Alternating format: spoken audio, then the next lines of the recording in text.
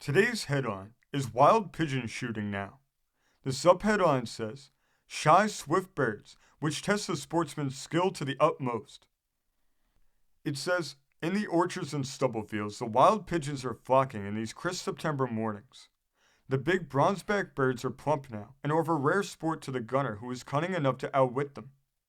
No living bird is more wary, more fleet of wing when frightened, or more difficult to kill than the pigeon.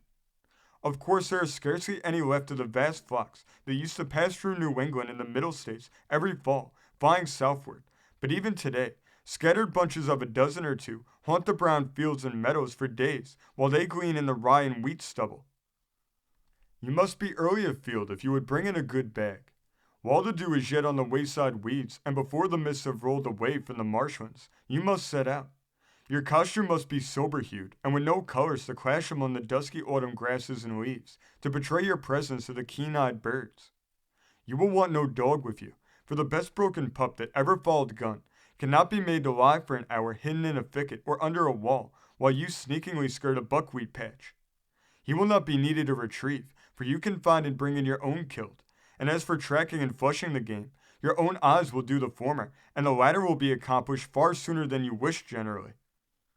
Always keep in sheltered, screened places, and make your way never across the open, but along the hedges and fences. When you reach the feeding ground, begin to cast your eyes about for the sentinel pigeon. While flock feeds, one of the old birds always keeps watch from some commanding position not far away.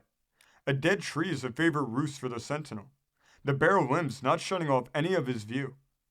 As soon as you have located this watchful chap, you must leave something in sight that draws attention to a spot remote from where you intend to get a shot.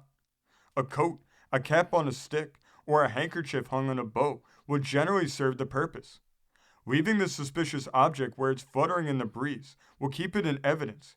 Creep along the nearest fence wall till you are within range. It is well to carry a heavy load in the left barrel, for when you break fire on the flock and they rise, your second shot will likely be a long one on account of the great speed of the birds. Now, if you are accompanied by a friend, as you should be for the best results, he has worked his way to the opposite corner of the field before you fire, and when the birds fly away, some may pass near enough to him to give a good shot or two. For a time, the flock will be scattered, and you will after a few minutes hear their plaintive calls gathering together the survivors. Then when you think they have rallied, set out and find them again. Two men can in this way cover 8 or 10 miles of country in a day, and can have great sport. In Fairfield and New Haven counties in Connecticut, there is fine pigeon shooting, and in Dutchess and Suffolk counties in our own state, last year many flocks were killed. In New Jersey, in Morris, Essex, and Monmouth counties, one may every year be sure of fair sport.